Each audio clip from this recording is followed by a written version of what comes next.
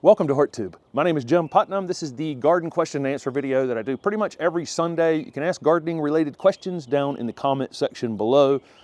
If it seems relevant, make sure you include the horticultural zone that you live in. That's sometimes helpful with answering questions. I think you can see Holly right back here in the background. She is doing pretty well right now. We've got pretty consistent 60-degree days, mid-30 nights right now, and these kind of temperatures are still pretty perfect for a 15-year-old dog. I kind of dread this summer going forward is being able to walk her and have her outside, when it's hot, but we shall see. So I had talked about, somebody had asked the question last week about why buy the Learn to Garden video series when I have all the other videos, and I answered it, and then several people made very kind comments about supporting the channel. That's the reason they had bought the Learn to Garden video series, so thank you very much for that. There is a video on annuals and perennials that I think it will be while you're watching this video that you'll get an alert for those of you who have bought the Learn to Garden video series that's gone up. And again, lots of content coming for that, and I'm working on a couple other things as well. Videos that went up this past week, the first one earlier in the week was on seeding. It's very, very long because I stitched together some of my old videos, but I started the video with a lot of the seeds that we're starting for this year. We start a lot of things from vegetables to perennials to annuals from seed every year. And of course, something that's an annual in my area might be a perennial further south, vice versa. Kind of interesting that some of the things that we call annuals somewhere are actually perennials. Peppers go right to the top of the list of that. They're actually perennial plants, but we use them as annuals in colder areas. That's what that annual versus perennial video is kind of about on the Learn to Garden video series. Anyway, that video went up and I stitched together my old videos on how I built the light rack at the old house and how I start seeds.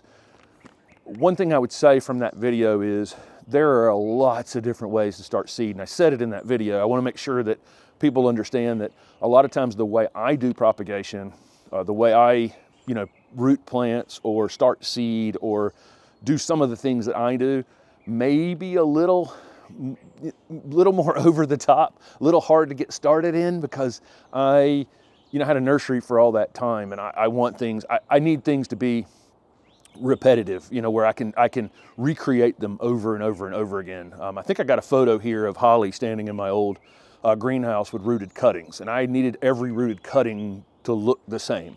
That was part of, part of doing business. So a lot of times I'm doing things probably a little more detailed. Anything that gets you started, the point of this is anything that gets you started, starting seeds, rooting plants, enjoying the garden, do it. It doesn't have to be expensive. It doesn't have to be complicated. But that's my thoughts on that. And then there are two pruning videos that should have gone up before this. One on some deciduous plants that I cut back really hard, butterfly bushes, a few hydrangeas and other things that you can cut back really hard this time of year.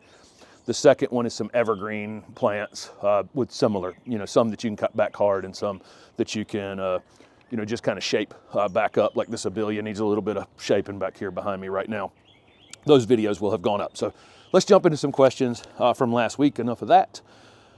Okay, so here's from the seed starting video. Somebody asked, what should seedlings be fed once they've sprouted? So we use a fish emulsion or some sort of organic liquid fertilizer that we start rotating when we water seedlings in the house. It's a little funky, so you can try to find one that's a little less funky. The fish emulsions are definitely quite strong. Most organic fertilizers are going to have some sort of aroma to them.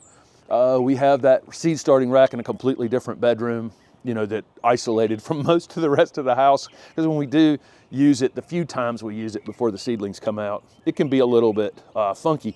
But I find that just adding a little bit of organic liquid fertilizer to our regular watering is completely adequate for those seedlings. But the seed actually has everything it needs to get going. And it's when it gets its first true leaves, that's when you need to start thinking about adding something to that organic soil that pretty much doesn't have a whole lot going on in it. So you do need to add something. Again, organic liquid fertilizer. The second question I got, and I would do it like every other watering you know, that's probably, that's the strategy I would use. Once they come outside and go in the ground, if you've prepped your vegetable garden or your annual beds with some sort of compost, cow manure, something like that, then you could just continue using some sort of organic fertilizer once they're in the ground. And that, you know, those videos are on the channel. So the next question was, how do I feed my rooted cuttings before I pot them up? So we would always we would root our cuttings at the nursery.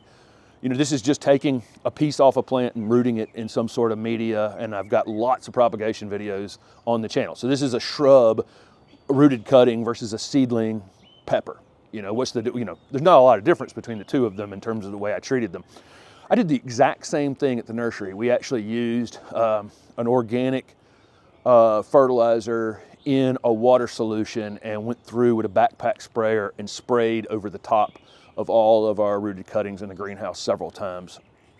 We would start most of our cuttings June, July. Most everything had roots on it by September, October, and we would use organic fertilizer on them a few times, and then nothing through the worst of the winter. And then right about now, that greenhouse is really warming up quite a bit during the day, and you're starting to get some growth on them. We would use organic fertilizers on them. So I did the same strategy at the nursery. Once they went out of the greenhouse, got acclimated to the sun, then got potted into nursery containers, you know, where I was going to finish them to sell to other nurseries or landscapers or whoever the heck I was going to sell them to, or at the farmer's market. Then I would use synthetic control release fertilizers because I'm trying to get a consistent outcome of all the shrubs looking the same, because that's what people expect. When they go to a garden center and they're buying boxwoods, and they're buying 7 boxwoods, they expect all 7 boxwoods to kind of be identical. And that gets really hard to produce organically, and, you know, using just organic fertilizers and things. So I used synthetics at that point, but we actually used organic fertilizers in the greenhouse. Same. I didn't want the possibility of burning very small plants. So that was the reason that I didn't go in there blasting away with synthetic liquid fertilizers, because I figured we would overdo it at some point and cause damage. And it's really hard to hurt them with fish emulsion or something like that. So same exact strategy on my seedlings and on my rooted cuttings. Organic fertilizers until they went in a pot. Once they went in a pot, we would use synthetic fertilizers in the nursery. In the ground here at the house, I use organic fertilizers in the ground as well. Okay, there you go. Enough of that. So somebody said, is it better to have their tomatoes under grow lights in the house versus a slightly heated greenhouse that doesn't go below 50 degrees? It's really hard to say. I don't know how much light. The sun is in the southern, you know, in the southern sky this time of year. It's coming up in the east and setting in the west, of course, but you'll notice it's very south of us. And if you're starting tomatoes this time of year, even in a greenhouse, it's hard to get enough light through a plastic greenhouse and not have them end up stretching.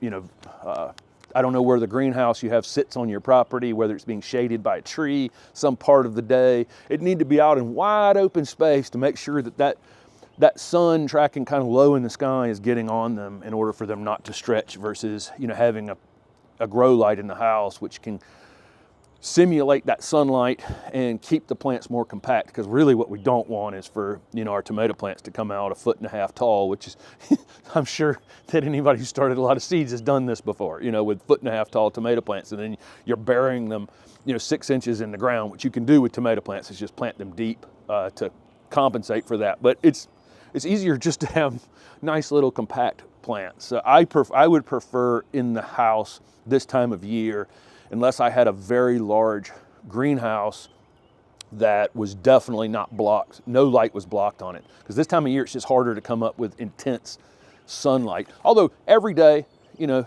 the sun's a little higher in the sky. So if you started them maybe in late March, there'd be plenty of sunlight. Okay. But I probably prefer the house. Plus that 50 degrees is kind of the minimum, is the absolute minimum where tomatoes kind of perform well. You know, that anything below 50 degrees, they're not very happy. They are true tropical perennial plants that we use as annuals up here. in colder areas. Okay, so just a lot of questions about strange events this fall and winter in the garden, Japanese maples not losing their leaves and all kinds of things. We went to Plant Delights yesterday. They have an open house this weekend at Juniper Level Botanic Garden at Plant Delights Nursery, and which was really nice. It was raining yesterday, small crowd, virtually no one there. It was really kind of nice to go over there. Got to spend some time with friends and that kind of thing. But there's a ton of things in that garden looking around going, it's February. And I expect the hellebores to be blooming, but not much else. Maybe a few camellias, and there's some things that bloom this early, and I've shown that in a couple walk around videos lately. But there's stuff blooming and leafed out and up. All the spring ephemerals, the plants that come up in the spring and then go dormant in the summertime. They're all, just vast amounts of them are up really early. Everything's up early. Things are blooming. I've got, the pruning video included the butterfly bushes. The butterfly bushes have new growth on them in February, so there's a lot of what feels like abnormal things. Sometimes I wonder if I'm just paying more attention to it, but it does feel like this February is way ahead of where it should be on some things. And then the winter, things just not going dormant at all. Even though we had a couple 16-degree nights here, I would have thought that we would have shut it down. But then we've had so many nights, in the 40s, and my guess is the ground temperature is probably a little warmer than it normally is this time of year. But things are definitely, not everything, but a lot of things seem off, from their norm. It's a very mild winter. Let's see. And the question is what impact that has. I don't know. A Japanese maple should go to sleep. These plants typically need to go onto some sort of sleep clock for the winter, and then taking that break allows them to come out very vigorous on the other side. It's one of the things with some of our bulbs where they don't get enough cold treatment and they come up less vigorous each year. I'm wondering if a Japanese maple that doesn't go to sleep will be less vigorous this next season. I don't know. So somebody asked advice on watering new trees, and I don't necessarily think this would be tree related. It's probably anything related. The main thing is for me, I like to let things dry out a little bit, not to the point of them damaging themselves or the leaves being sunburned because they don't have enough water in them. Not extreme wilting and that kind of thing. But I do think that plants most of the time die from being overloved and not underloved. So I like to let things dry out a little bit. I think it is the hardest thing to learn in gardening because there's no way to teach this. I can have these Q&As and talk about keeping the ground covered with organic material, leaving your leaves in place through the winter, and we could talk about fertilizer, and we could talk about what plants to use in your area, and we could talk about how to prune them. All kinds of things that can actually be taught, right? But watering is not that thing. It's really hard. You got to get a feel for it over some period of time on the overwatering and the underwatering thing. Frequently, I think some people do overwater because, number one, plants are expensive. And so you have this investment that you're worried about. But also, we just naturally think on hot days during the summertime that the plant's under some sort of stress that requires water, when in fact a lot of these plants, especially in the hotter parts of the country, kind of go into a summer dormancy. They don't look like they're dormant, but they're in a kind of a holding pattern, and they're probably not using quite as much water as you think. So I will more often in the summertime take a water hose and spray over the top of everything, just to cool the area off. That evaporation of that water, cooling everything off, can be more beneficial than actually putting 4 gallons of water at the base of the plant. So just learning that from the nursery business, I'd go and pick up a pot and go, well, the pot's kind of heavy. There's water in that container.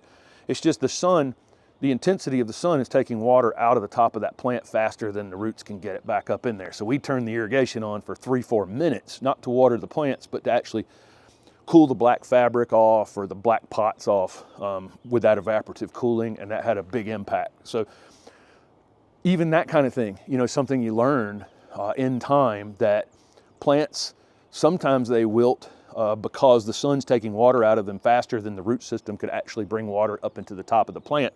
Sometimes that just requires a little bit of pruning off the top of the plant just to kind of reestablish this amount of roots can support this amount of leaves, right? You know, there's that rebalancing. But to answer the question, watering is a tougher thing to learn. When you first put something in the ground, you want to water it, you know, extremely well, get most of the big air pockets out of it, but not tamp all the water out of it. And then my technique is I call drown and forget. You can't do this in the Southwest, okay, where it doesn't rain. But here in the Southeast, we get some humidity, so the plants are helped by moisture in the air. So I do drown and forget. I absolutely thoroughly soak the entire area around a plant if it actually needs water, and then I want to walk away from it and allow that area to dry out some. And then I'll go out and pull some mulch back and put my finger down in the ground. Somebody pointed this out in a video, and I appreciated it because it helps me. Sometimes it helps me teach better this kind of thing. When you put your finger down in the ground, make sure some soil's stuck to your finger, because that will actually indicate that there's moisture in the ground. Sometimes if you stick your finger in the ground, it feels cool, and that coolness can feel like moisture, but it's just cool. The soil's cooler than the air. But if there's a little soil on your finger, you know, a few inches down around that plant, it's probably adequately watered. And if it's wilting in the afternoon, again, it's probably more because it just can't keep up. Newly planted things can't keep up. But that's it. If you're in the Southeast United States, I do drown and forget. I water extremely thoroughly, and then I walk away for a few days, and I come back and I check. You know, I monitor the plants every day, but you know, I come back and check in a few days. And if it's dry again, I drown the space again, because I don't want to just water right at the base of the plant. I want to water out here too. I want to encourage the roots to actually leave the space where I watered them. I've dug out a lot of plants from foundations where, you know, in other places in people's gardens, you know, replacing things or whatever. And the plants had never rooted out. They had an irrigation system that watered that plant individually or from whatever. The plant never had a reason to root out. 5 years later, the plant's still like it was in the container when it was put into the ground. So that little bit of stress is what makes that plant establish itself out into the surrounding soil. So there's some thoughts on it, but again, watering can't be taught the way other things are. But there are a few videos on the channel about watering if you want to go back and look at those. Somebody said, what do we do with the old hellebore leaves? So I did an all about hellebore video last week and a half ago, and all parts of hellebores are poisonous. They just wanted to know what I do with the leaves, if I put them on the compost pile or whatever. I don't worry about it at all. The leaves were already out here, so they're not going to hurt. They're not going to hurt anything else. It's not like, you know, I've never had anything eat a hellebore leaf. It seems like the deer and the rabbits and everything know that plant's definitely not on the menu. With leafy material like that, I'll throw it under another plant and just let it compost in place. And so the hellebore leaves are under the Loropetalum over here. I take sticks and larger material and stack them up, and I can run them through an electric chipper that I have, or cut them up into smaller bits, whatever. That stuff needs a little bit of time, but any leafy material typically will just go right under the plant that I cut it off of. In the case of the hellebores, that wouldn't look very good, so I just take a handful of that material and I'll throw it under another plant. And that's what I do, and just let it and then mulch will go over it in a couple of weeks, because I got mulch coming the end of this week. This garden should look a heck of a lot better here over the next week and a half. And we worked hard out here this week and got a lot of things cut back. Fertilizing on Monday, and mulch is going to go on top of that. But we did a lot of work, and I took out what was going to be the greenhouse over here is now gone, and we're starting to work on the fence in the back. I took down a piece of the fence that's over there. A lot of work happened this week, and this place should look great in the next week and a half or so. I lost my train of thought. But again, leafy things I'm just leaving in the garden. Typically, they're going under the same shrub I cut it off of if I'm cutting off a small amount. If it's thicker stick-like material, it's going on a pile, and then I can compost that pile, chip that pile, or just cut it into smaller pieces and throw that material under things before I mulch. But I chop and drop is what it's called, mulch in place, all kinds of things you can call this technique of using the material that you cut off the plants just right under the plant you cut it off of or under some other plant. And I don't worry about the fact that they're poisonous. And again, nothing's ever eaten it out here, and I'm about to bury it in mulch anyway. So somebody wants a blue conifer for their foundation in zone 8A, south of me here in Raleigh, North Carolina. You know, the thing with conifers, once you get that far south, I do have a blue spruce out here, but it's in a bit of morning shade, and then it's in full sun for about 3 hours, and then it's in late afternoon shade. So it's not as blue as it would be, but I can't put it in full sun here. It would definitely be a problem. I think once you get down, you know, this far south, if you're looking for a corner blue conifer, you're probably going to need to use a juniper like Blue Point, which is not as blue as some of the other blue conifers out there. You can think about an Arizona cypress as a blue conifer, but that's likely too big for a foundation. I've got a neighbor down here that's got an Arizona cypress on their Carolina Sapphire. Arizona cypress on their foundation, and this thing's just going to eat the house at some point. They're going to have to do something with it, because for sure that plant will get too big.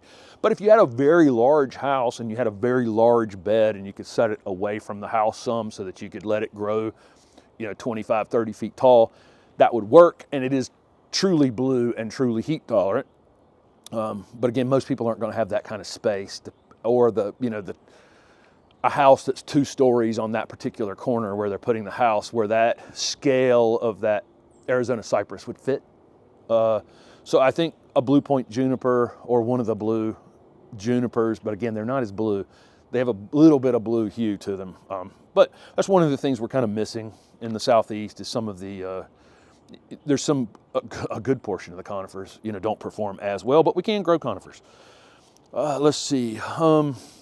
So I just got several questions about a wood chipper in general. Back at the nursery, garden center, and my old house days, I had a gas chipper. And one of the first videos I ever shot at the old house, it's in one of those videos. I don't know if I was using it, but it was in, I've had that thing for years and years. I drug it to customers' houses after Hurricane Fran and all kinds of stuff. It was on a trailer, a big gas wood chipper.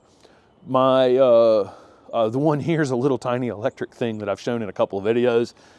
It's almost, you know, it works for chipping up these little branches like I cut off a butterfly bush or a little hydrangea or something like that, but it ain't gonna really chip up anything of any significant size. So you'd have to gauge the wood chipper you got based on your garden. If you just got small shrubs and perennials that happen to get a little woody during the season and you want to chip that stuff up, that little electric chipper I have, and I'll link it down below this video, is adequate.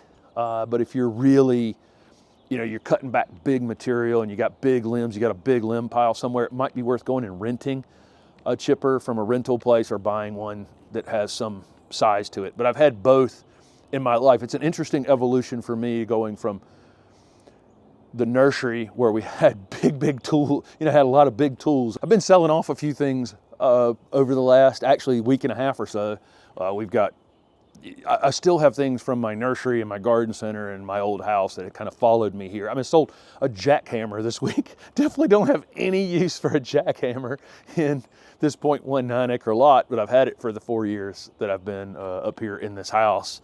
But again, it was a useful tool as a landscaper, and other times, you know, where I had to break out concrete or, you know, whatever we did with it. I had a shovel attachment that went with it that, you know, I could cut through really roots and things like that on a jackhammer. But it's just kind of a funny tool to have on a little tiny lot in an urban space. But I sold an earthway spreader this week. It was back from my landscape days, you know, really giant spreader. I don't have any use for it, but I've held on to these tools. It's just an interesting, different tool set on a 0.19 acre lot than I used to have. So somebody asked what I do with these notebooks once they're full from having questions in them. They're in a stack in the house. I don't know of what benefit they are to me, but it probably would help if I went back through them to have video ideas. Probably keeping these questions written down like this. So if I ran out of ideas for videos, this would probably be a good resource for that, because you guys do ask great questions, and thank you so much for that, because without you asking questions, there's no question and answer video. Somebody asked perennials for dry shade, and they're in the UK. So this is one of the things that I've been trying to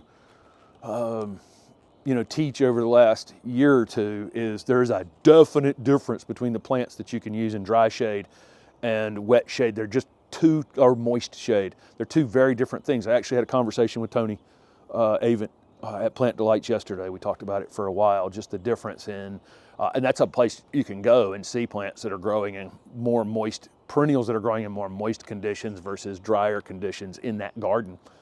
Is a good place to go and find this out. But this dry space we have along this back border, there's definitely a set of plants that work there. And then, there's others that just don't. A hosta back there gets smaller, whereas hosta in the area up here toward the house where it's a little more moist, are vigorous and look great, just slightly moist.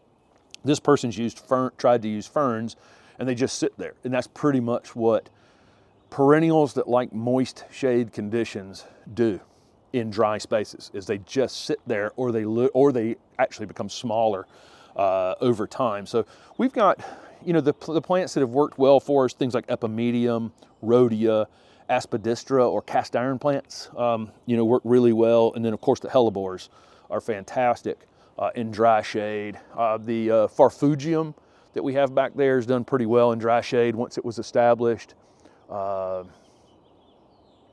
We've done a couple videos. We did a video with Mark Wethington over at the Ralston about some dry shade plants, if you want to go back and look at that video. But they are very two distinct things, and it's one of the things, just as you're in a new house or you're about to go and do some gardening in a shaded space, it's one of those things to monitor. Because if it's a shady space and you go out and buy a bunch of ferns and selaginella and hosta, and it's a really dry shaded space, you're going to find that those things are just likely not going to thrive unless you change the conditions in some way. It's better to probably start with a list of things that will hold up in those conditions a little bit better. Okay. So somebody said wood chips, what is the maximum depth for them? So they're starting off a new garden space and they've got about 6 inches of wood chips down. That's totally fine. I did about 8 inches back here in the back garden. I know that if you look at the Back to Eden series, he used like a couple feet of wood chips or something. In drier areas, I think you could probably get away with that. I think there is a depth here in the south where we get this much rain, where the wood chips may become anaerobic if you buried them. If you came out here and put 3 feet of wood chips down, it's potential for them to become anaerobic. They would get so wet and nasty down at the bottom third that they would not produce the beneficial microbial activity that would break it down. It would rot rather than breaking down quickly. So I think in an area where you get pretty normal rainfall, I'd probably stay less than a foot in depth. You can come back later and put some on top of that after they break down if you want to. In areas where it's drier, I think you can get away with a little bit more depth to it. But things kind of become stinky here in the south if we bury organic material too deep down in the soil. It has the opposite effect of what we're trying to do. So 6-8 inches, perfect. That's what we did here. Breaks down really, really fast when you keep it at that depth. And you can get started gardening after that, or put down another layer. Again, put down another layer of wood chips. Had a guy cutting some limbs down over here the other day, told me he'd bring me the wood chips and then didn't. I was like, I felt like it got ripped out from under me because I need wood chips for the paths back here. I got other mulch coming, but I actually need to get some wood chips. I love the wood chip paths. Here's a photo that you're seeing now from the wood chip paths over at Plant Delights. It's really striking with the darker mulch. Let's see. So somebody said, where can I find plants? So I do, they'll see a video of mine and then they go to their local garden center and they don't have that particular plant. It was a question I got about somebody that wanted to sign up for a consultation in an email too this past week. How would you know to recommend plants if you don't know what my garden center has? Well, I mean, I can't know what your garden center has around the corner, but I will say that this is a great time of year to go to your local garden center and ask about specific plants that you want.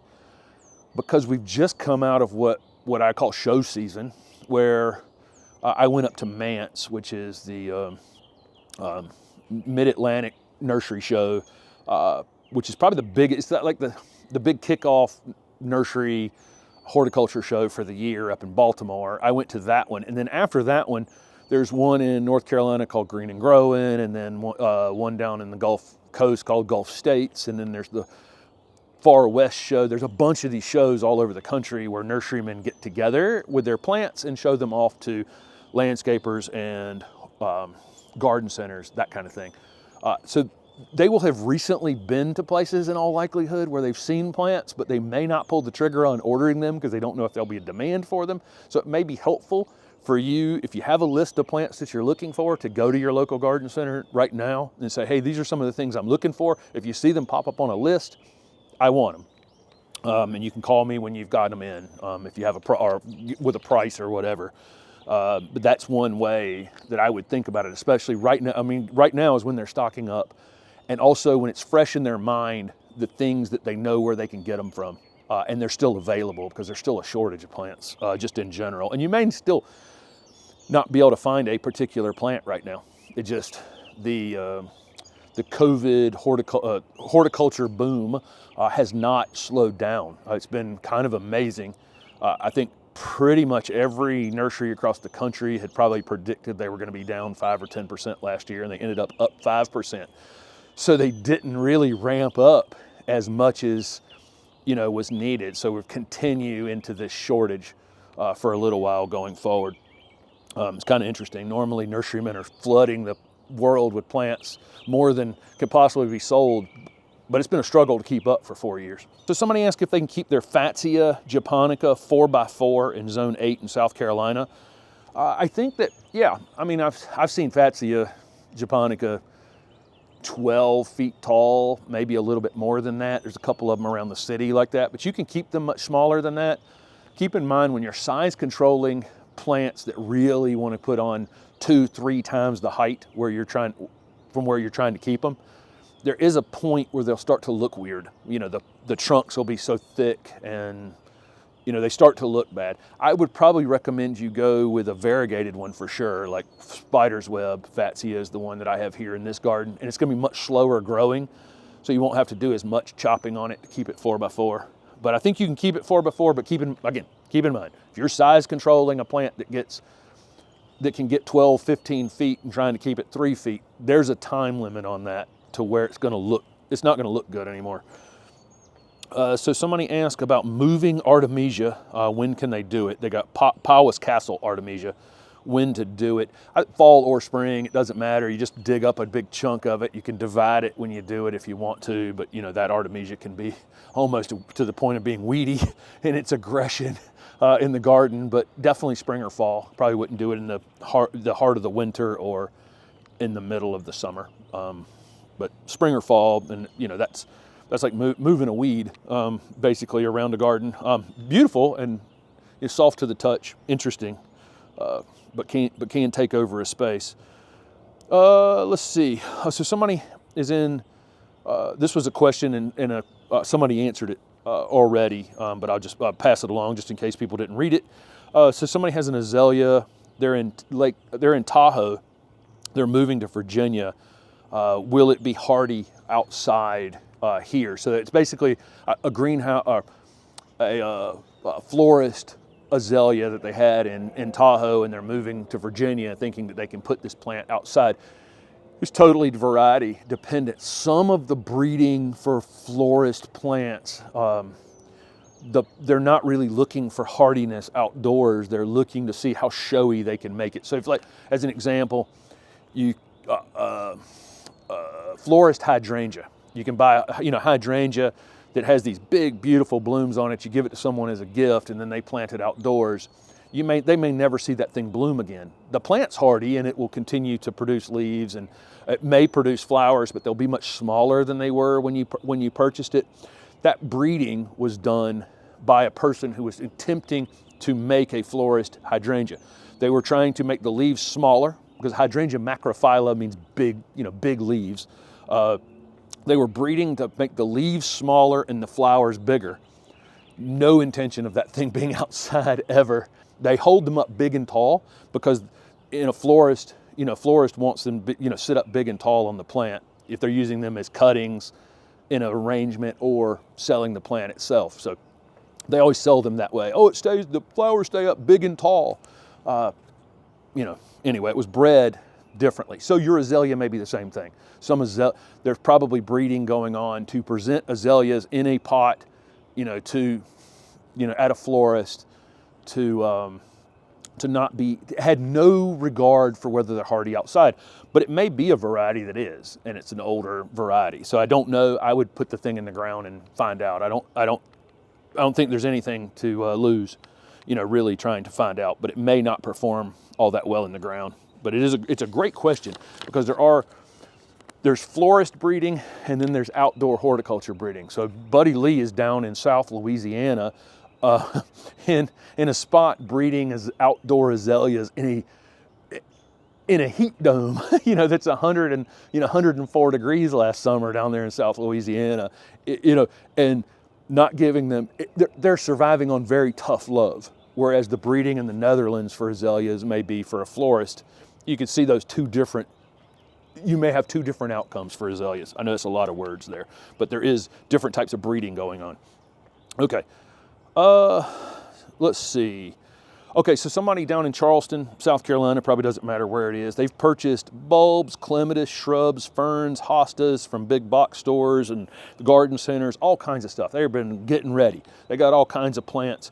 Should they go ahead and put them in the ground? We'll always talk about, so is the plant acclimated to the space where you're living? So if you've bought in some shrubs and they got 2 or 3 inches of new growth on them, and you're in an area that's going to get frost for another month and a half, you probably shouldn't put that plant out in the ground. You should probably offer it some protection on nights below freezing until you get to your average last frost date, whenever that is. In Charleston, that's probably April 1st. For me, it's April 15th.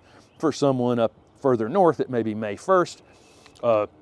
So base it on that. If the bulbs that you've bought are like summer tropical bulbs, you probably want to wait closer to your frost-free, your average last frost date. But most of the stuff, like if hostas are still dormant, absolutely put them in the ground. So again, base it on whether the plant looks like it should this time of year in your area. If you're going to a garden center and it's been sitting outside for these frosts that we've had here and there for the last month or two, absolutely bring it home, put it in the ground. It's going to be better off in the ground than it is in the container for sure. But if it seems ahead, hold on to it.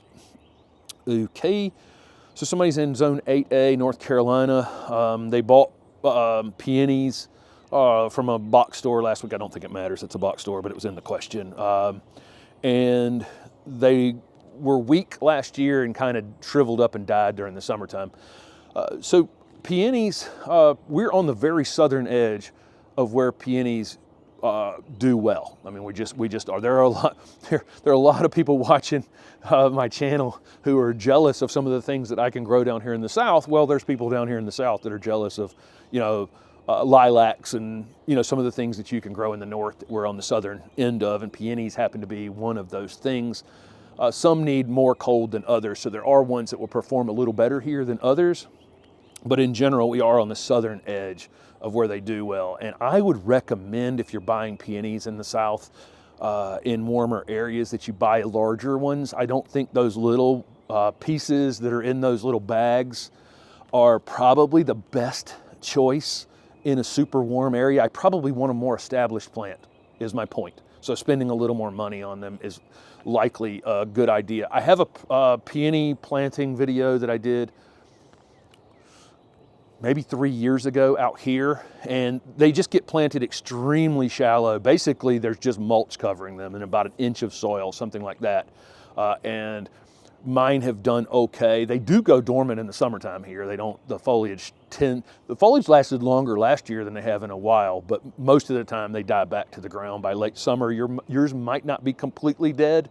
We'll see when they start to come back up. But rarely do I tell people to buy bigger plants, but if you're With a peony, those little bitty tiny pieces in those little packages, we need a little bit more time to get some real growth on them during the spring to make sure they're well established before the heat of the summer comes along. Okay, so somebody said, what plants, trees, shrubs are best for air layering and when would you do it? So I think I talked about last week where you can just take the branch on a plant and wound it somewhere along the branch and then wrap a plastic bag with peat moss or compost, or they make little cups that you can attach to them as well, and you can root the plant basically on the stem and then cut the stem away and you got a new plant, right? When is the best time to do it? When they're actively growing, for sure. So I think May, June, July is when I did all of my propagating at the nursery, pretty much, except for division we would do in the winter, but rooting things we would do when they're actively growing. So that would be the time to do it. And pretty much any woody shrub, you can make an attempt at it, at air layering. There's some that are more difficult than others.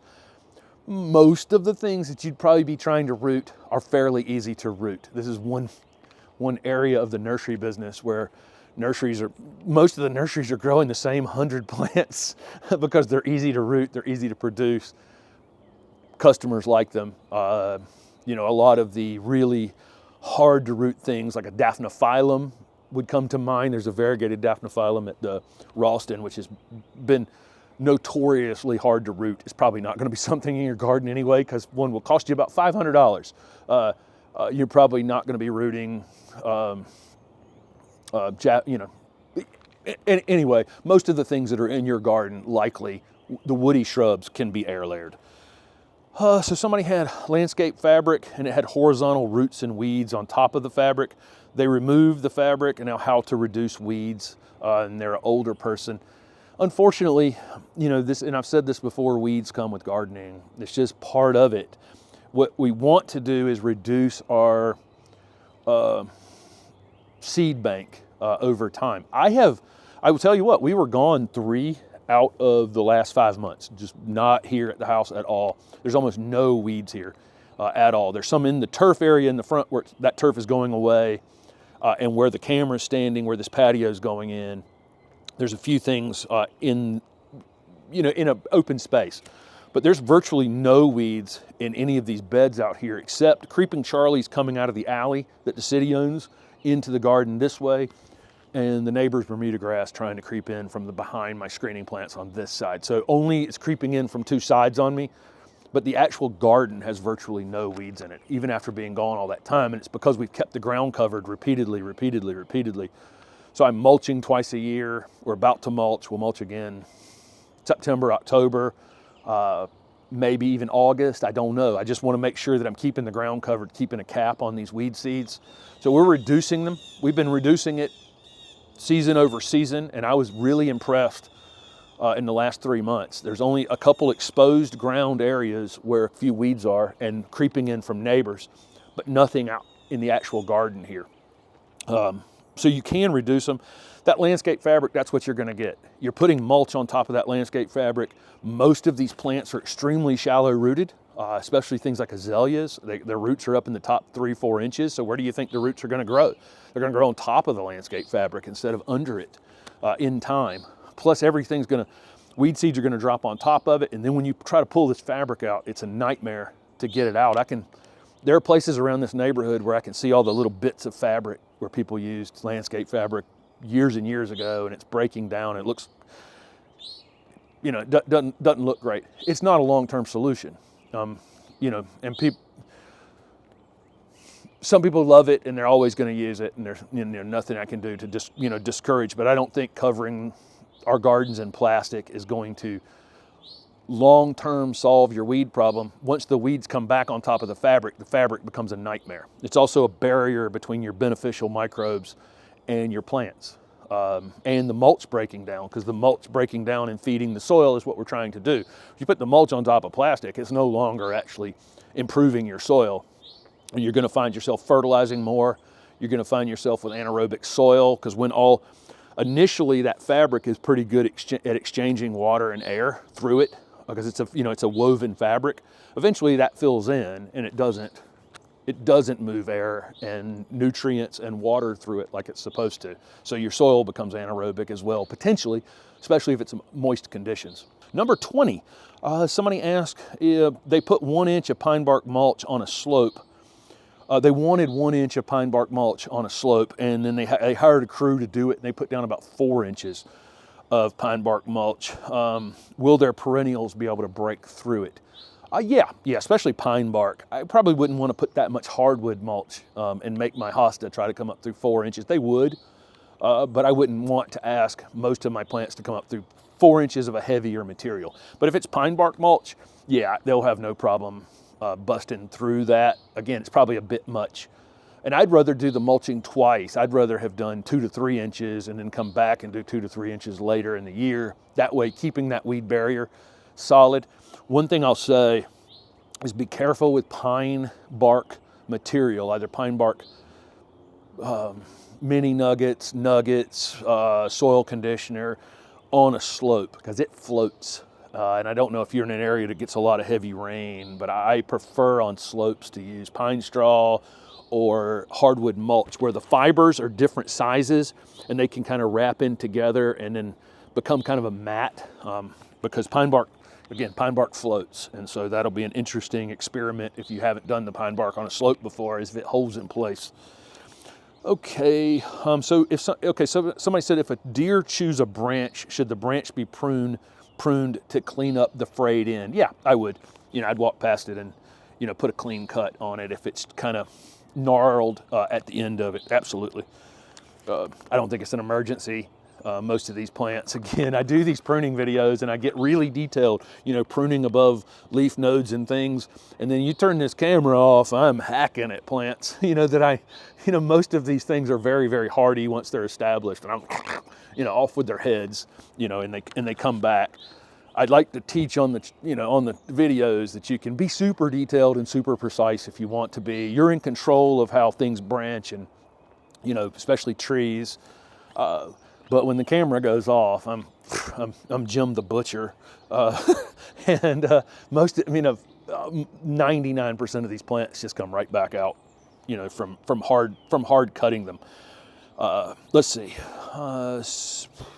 So somebody's in zone 7B and they got a full sun slope, and they want to know plants. This can be particularly hard if you're going back to that, person mulching on a slope. If you have a full sun slope, it really becomes much harder. Most of our ground cover plants prefer part shade.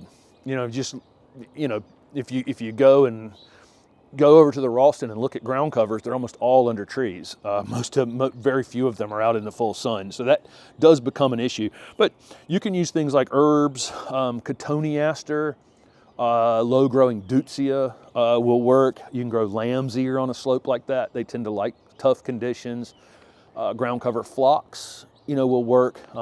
Blue fescue will work on a slope like that in full sun. And of course, junipers, there's tons and tons of junipers, that kind of prefer, those sloped conditions, because junipers are their own worst enemy. If you grow them in ground cover junipers in flat spaces, they tend to cover the ground so much that they start to retain moisture underneath, and moisture is the enemy of those junipers. So having them on slopes is kind of the best place for them. That all gold juniper looks beautiful on a full sun slope. And then don't be afraid of, low doming shrubs like low doming abelia, non-seeding, non-invasive nandina would work for that. Very low growing loropetalum like I have behind me here. So don't be afraid of little low doming shrubs, because they can eat up a lot of ground space too on a slope. And a lot of those are going to be, extremely sun tolerant. Okay, so somebody bought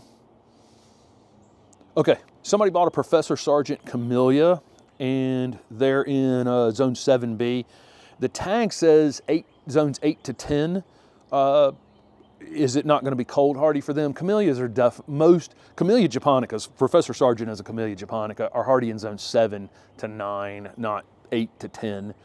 So that's a tag that's kind of that's a weird tag. Most of the time you're going to see 7 to 9. In zone 7A, you're going to want them in a protected area for sure. But down in zone 10, they tend not to be they tend not to do all that well. You know, once you get past about the middle of Florida going south, you start to see the camellias kind of disappear when you get into zone 10, but up in zone, you know, 9 up towards St. Augustine and Jacksonville and up, you know, up this way is where you see all the camellias, and then all the way up into Norfolk and Virginia and that kind of thing, and even up into Maryland, you'll see some camellias. So that's kind of the range, is middle Florida up to there, and then west, and then of course on the west coast as well in some spaces. But over on the other side of Appalachia in Tennessee, where this person is, even in zone 7B, I'd want it in a slightly protected space. You guys have had some winters in the last few years that would do some damage to leafy evergreen plants. So somebody has a double file viburnum with crossing and rubbing branches. Should they cut some of those out? Yes, and that'll be a video this week. I'm gonna do some pruning on the weeping red bud back here. It's got a ton of crossing branches in it. I've got a vitex with some crossing branches in it. So you're gonna see a video on that this week. There's several pruning videos coming, and one of them is very specific to crossing branches and having some air movement through plants, that kind of thing. Yes, but get in. Now is a great time on all your deciduous plants to take a really good look at them and see what's going on inside them. You know, are there crossing branches that need to come out? Would it help to thin the middle of the plant just a bit? Most of the time, yes. Let's see. So somebody is in Atlanta. They have a tree with a lot of surface roots. I'm guessing it's probably a red maple, because they're notorious for just tons of surface roots and little fibrous roots as well. They want to plant under it. Should they add more soil on top of it? No, don't bury the roots in soil. I've talked about in the past, get very, very hardy things, hopefully kind of dry shade things. And if you can find things in smaller containers, it's much easier to find spaces between those roots to plant things in smaller containers. If you go and buy 7-gallon material, you're gonna end up, you know, just chopping roots. It's gonna be a bad day of gardening. It's not gonna be fun. It's not gonna be fun for the tree.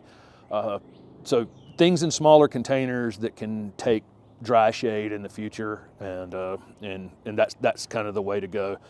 Again, it's difficult to garden with some, you know, with river birches and red maples and a few of these trees that are just kind of notorious for running not only surface roots out, but then also this very fibrous root system that comes along with them as well, that you don't know is there until you start digging.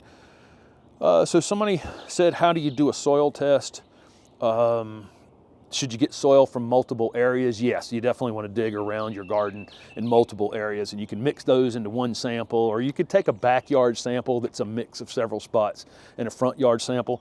And should they mail order it or do a home test, and is it expensive? So I can get a soil test done by Wake County, through the I can drop one off for free. They offer this to farmers and homeowners, and so you can even get a box from Wake County Extension or Johnston County. You know, when I was in Johnston County, North Carolina, I could just go to the Extension office. They'd give me a box to put the sample in. You write, you know, what it is, where you know, details on the box, and then they will send you an email or whatever when it's ready, and it doesn't cost anything. Or you can do one of the mail-off tests that you can get from, you can order it from Amazon or whatever. There's several really good private labs that can do this as well. Is it expensive? No, not typically. And can you do it at home? I wouldn't, you know, so I would trust, you know, getting a good pH tester and, testing for something like pH.